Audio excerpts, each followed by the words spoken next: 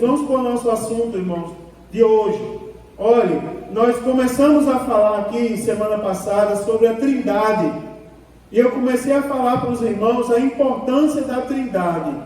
Nós cremos, irmãos, num único Deus, num Deus que é único em essência e substância.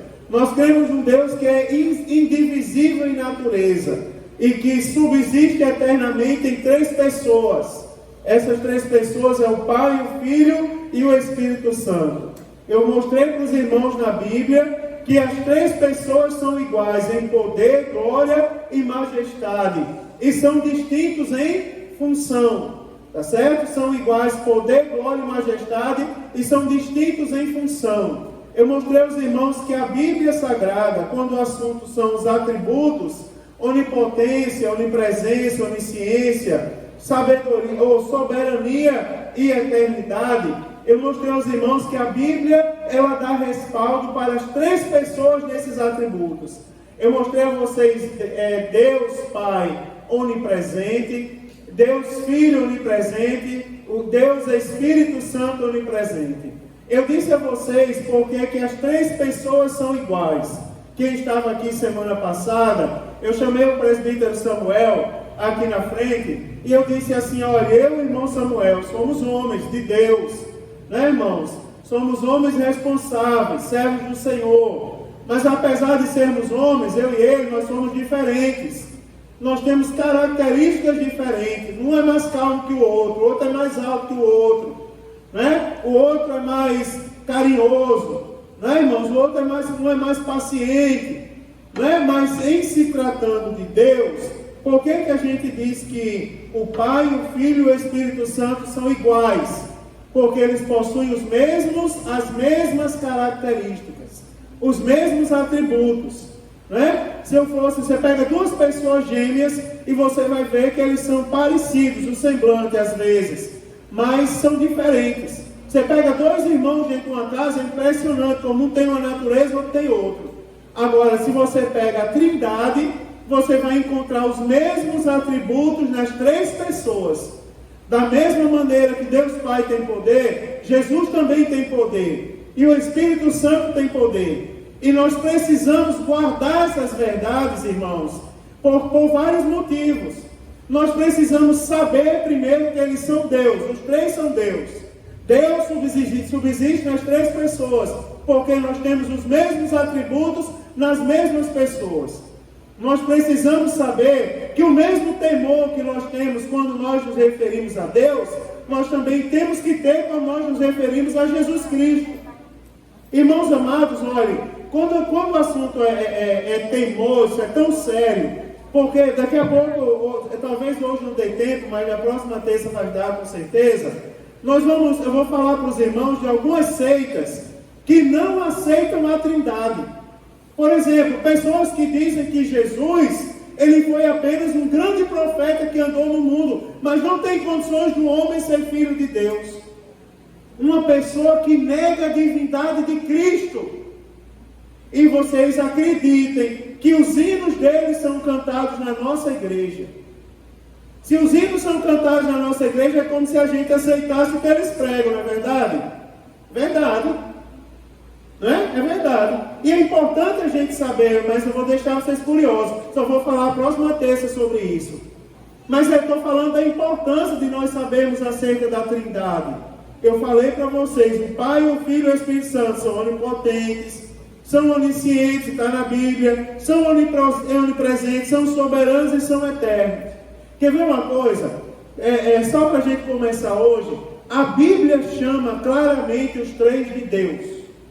A Bíblia chama as três pessoas de Deus. Quer ver uma coisa? Abra sua Bíblia no Evangelho segundo escreveu João, capítulo 17. Nós vamos ler o versículo de número 3. Evangelho segundo João, capítulo 17, versículo 3. Diz assim, João 17, 3. E a vida eterna é essa, que conheçam a ti só, como único Deus verdadeiro. Preste atenção que a Bíblia chama o nosso Deus de Deus, o único Deus verdadeiro. E a Jesus a quem enviaste, mas eu quero destacar: conheçam a ti por único, a ti só. A ti só, porque não existe outro Deus. Conheçam a ti por único Deus verdadeiro. Ou seja, a Bíblia chama o nosso Deus Pai de Deus. Agora vire as páginas da sua Bíblia ao capítulo 1 do Evangelho segundo escreveu João. Capítulo 1, versículo 1. Vocês conhecem esse versículo? Ó, vou fazer como aquela moça de aeroporto. Você já sabe, mas não custa lembrar. Não é? João capítulo 1, versículo 1. Olha o que diz aí. Falando acerca de Jesus, do Verbo. Aí diz assim, João 1:1. Fala, no princípio era o Verbo. E o Verbo estava com Deus. E o Verbo era Deus. O Verbo, irmão, nós sabemos que esse Verbo a quem João se refere, ele está falando de Jesus. É tanto que o Verbo aparece com V maiúsculo. Não é? Toda palavra, qualidade que você vê com letra maiúscula, ela está se referindo a Deus. Então, Jesus chamado de Deus de duas maneiras. Primeiro, da maneira como ele é identificado, o Verbo com V maiúsculo. Depois, no final do versículo, o Verbo era Deus, o Verbo que já estava desde o princípio. Ou seja, a Bíblia também apresenta Jesus como sendo Deus. Então, irmãos, tenham cuidado e temor. Não permita que ninguém blasfeme contra o seu Deus. Tá certo? Contra o seu Jesus, o nosso Jesus. Agora vire as páginas da sua Bíblia ao livro dos Atos dos Apóstolos. Capítulo de número 5. Atos dos Apóstolos, capítulo de número 5, versículos de número 3 e 4. Olha como é bonito aqui essa passagem bíblica. O contexto aqui, irmãos, é a comunidade de bens entre os primeiros cristãos. E também Atos 5 fala da história de Ananias e Safira. Atos 5, versículos 3 e 4. Olha o que é que diz. Disse então Pedro: Ananias, por que encheu Satanás o teu coração para que mentisse ao Espírito Santo e retivesses parte do preço da herdade? Guardando-a, não ficava para ti, e vendida não estava em teu poder? Por que formaste este desígnio em teu coração? Não mentiste aos homens, mas a Deus. Preste atenção que o primeiro versículo, versículo 3, fala que ele mentiu ao Espírito Santo. E no final do versículo 4 diz: você não mentiu aos homens, você mentiu a Deus. Por quê, irmãos? Porque o Espírito Santo também é Deus. Tá certo? Então a Bíblia Sagrada também identifica o Espírito Santo como Deus. Então nós cremos na Trindade. Como nós cremos na Trindade? Nós cremos no único Deus que subsiste em três pessoas.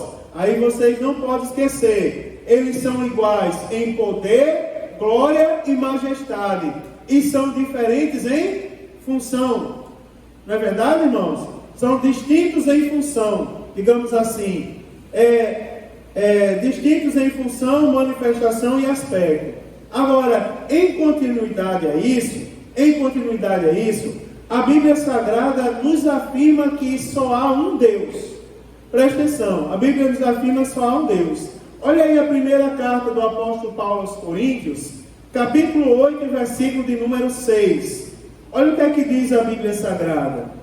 Diz assim, primeira aos Coríntios, capítulo 8, e versículo de número 6. Diz: todavia, para nós há um só Deus, o Pai, de quem é tudo e para quem nós vivemos, e um só Senhor, Jesus Cristo, pelo qual todas as coisas e nós, pelo qual são todas as coisas e nós por Ele. Preste atenção, irmãos, que nós cremos na Trindade, no único Deus que a Bíblia Sagrada nos traz, mas um único Deus que subsiste em três pessoas. Acho que vocês já entenderam isso. Um único Deus que está em três pessoas. Por que está em três pessoas? Porque as três pessoas são iguais, não é? São iguais, os mesmos atributos nós encontramos nas três pessoas.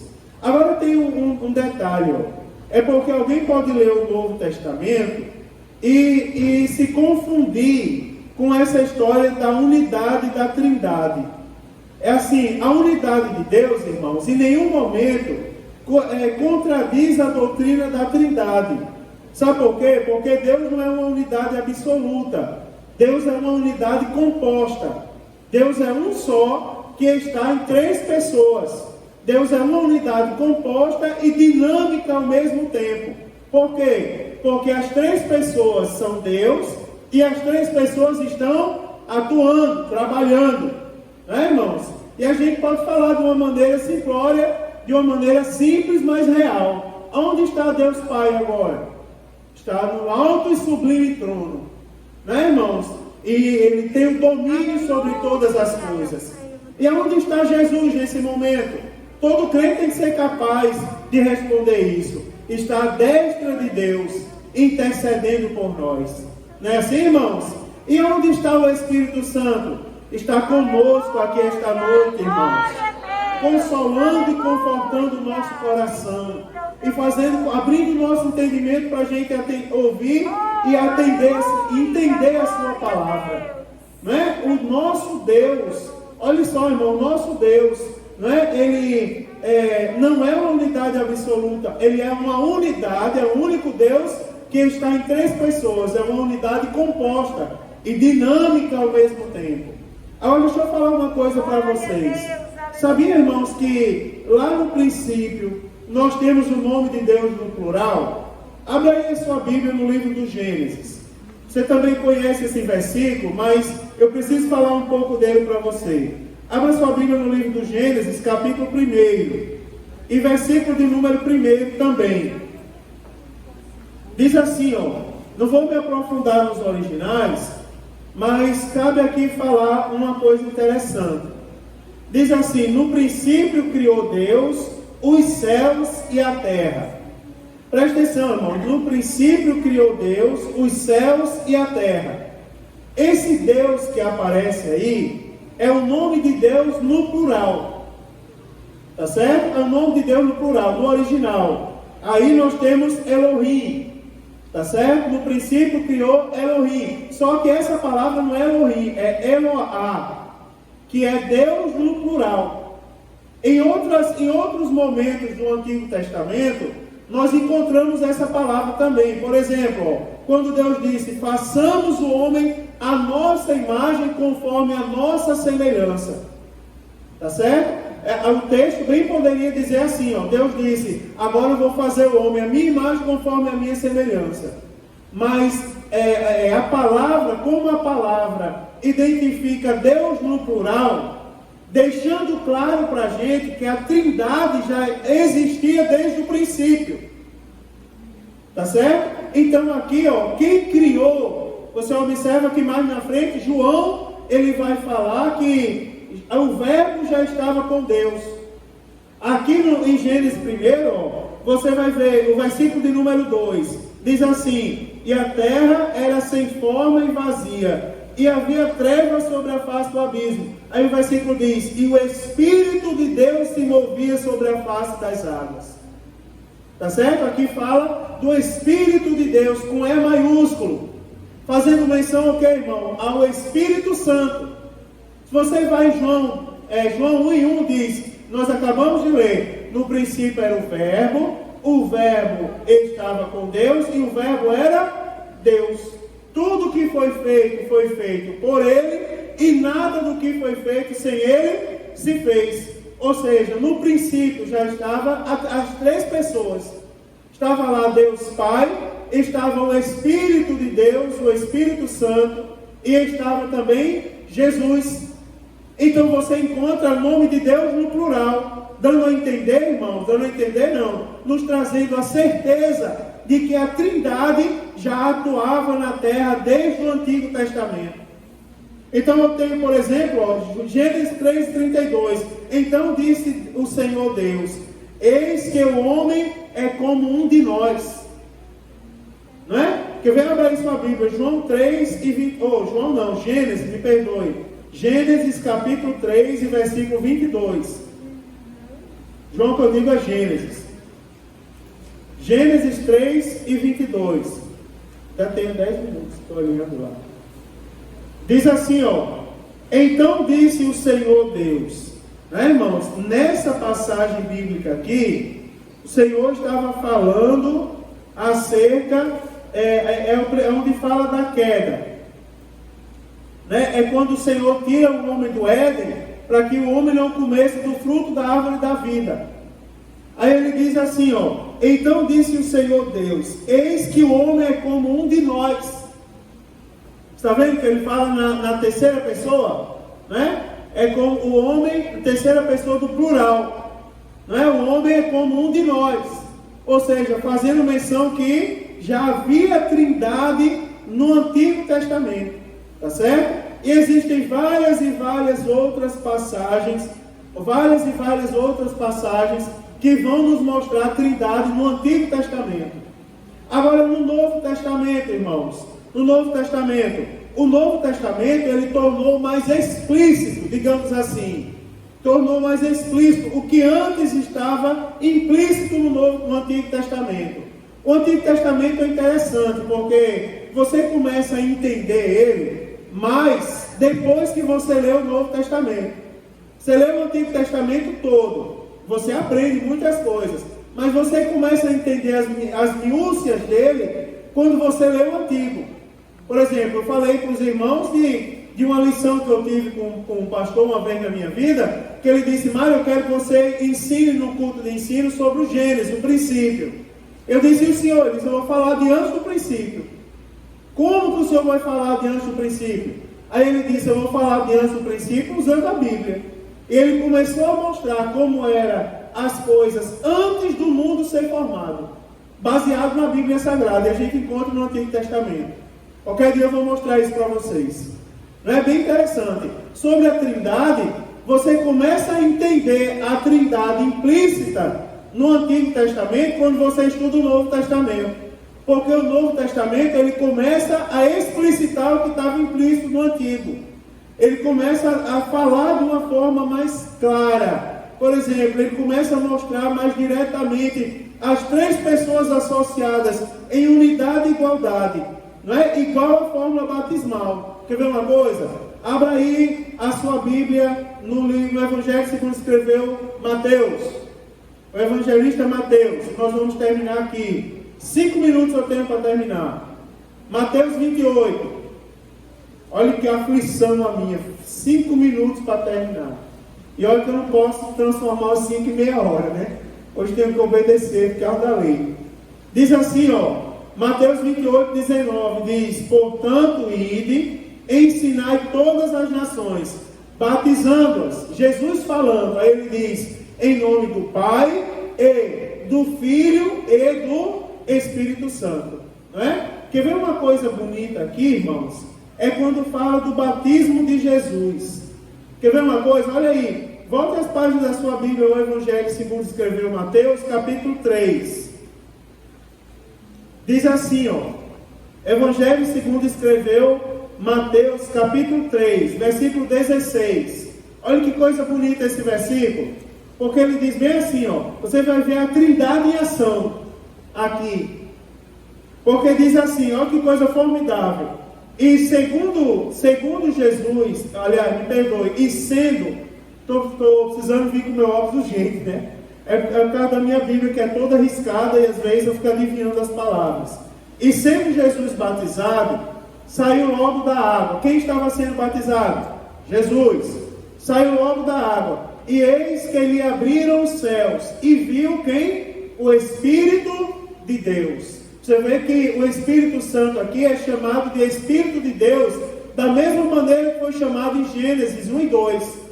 E o Espírito de Deus pairava sobre a face do abismo.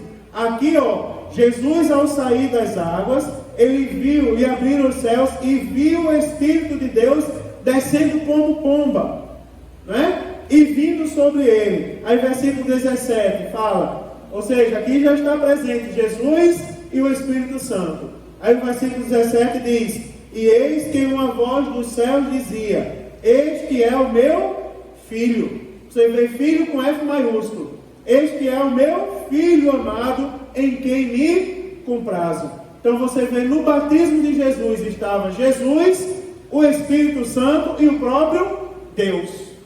Então você vê a trindade, que bênção, né, irmãos? Atuando no batismo de Jesus. É por isso que Jesus, quando mandou batizar, ele disse assim: batizando-os em nome do Pai, e do Filho, e do Espírito Santo. Né, irmãos? Que são o mesmo Deus que subsiste em três pessoas. Nós temos que ter comunhão com os três. É ou não é, irmãos? Quando nós oramos, olha que coisa bonita, nós oramos a quem? A Deus. Jesus, ele quando estava ensinando a orar, ele diz: tudo quanto pedires ao Pai, em meu nome, crendo, recebereis. Jesus fala, tudo quanto, nos ensinando que a oração deve ser feita a Deus. E tudo que a gente ora a Deus, a gente ora em nome de Jesus. Não é interessante? Você observa, a gente tem que ter comunhão com Deus. Como pode alguém ter comunhão com Deus e não ter com Jesus? Como pode alguém ter comunhão com Jesus e não ter com o Espírito Santo? Como pode? Hoje alguém questionou o Mário Milton na escola e disse a ele assim: eu não quero ser pentecostal. Eu não quero ser batizado no Espírito Santo. Deus me livre esse negócio do pastor ficar gritando e pulando na minha vida. Como pode uma pessoa abrir a boca para dizer um negócio desse, irmãos? Agora eu vou acabar aqui e eu vou dizer, sabe uma das importâncias da gente saber sobre a doutrina da Trindade? É porque acreditem que tem crente, irmã Marilene, da nossa igreja. Vocês acreditam? Tem crente da nossa igreja que vê os irmãos sendo usados por Deus e faz: Deus me livre, eu que não vou ser daquele jeito. Não é? Vê o irmão sendo usado, o irmãozinho correndo, cheio de Deus, profetizando aqui. Não, isso é uma meninice. Como pode, irmãos, alguém chamar de meninice a atuação do Espírito Santo? Eu tenho um temor tão grande que eu estou falando para os irmãos para ter cuidado com essas profetadas que estão surgindo por aí. Cuidado, irmão, com as profetadas. Tem muita gente tendo visão do fim do mundo. Que a gente precisa saber do fim do mundo, está aqui, irmãos, ó. Não é? Não precisa um anjo de luz vir falar para a gente, não, porque ainda que aquele apareça, ele seja nada, irmão. Precisa não, está aqui na Bíblia Sagrada. Agora o irmão disse assim: pastor, o que é que o senhor acha? Aí eu tenho cuidado de dizer bem assim: irmãos, eu respeito a experiência de todo mundo com Deus. Agora eu vou dizer uma coisa a você: pela minha crença, o meu credo da minha igreja, que eu creio, né, irmãos? A Bíblia Sagrada é a única verdade. O Espírito Santo, vocês estão chamando de menino, estão dizendo que não querem. Como pode alguém querer comunhão com Deus, com Jesus, e não ter comunhão com o Espírito Santo? Não é verdade, irmãos? Quer ver uma coisa para eu terminar aqui? Agora eu termino mesmo, vou fechar aqui minha religião. A bênção apostólica, a gente recebe todo culto. A graça do Senhor Jesus Cristo, o amor de Deus e a comunhão do Espírito Santo. Olha aqui, irmão, isso aqui resume as três pessoas, irmãos, iguais em poder, glória e majestade e distintas em função, manifestação e aspecto. Como é que difere? A graça de Jesus Cristo, o amor de Deus e a comunhão e as consolações de quem, irmãos? Do Espírito Santo. Não é bonito isso?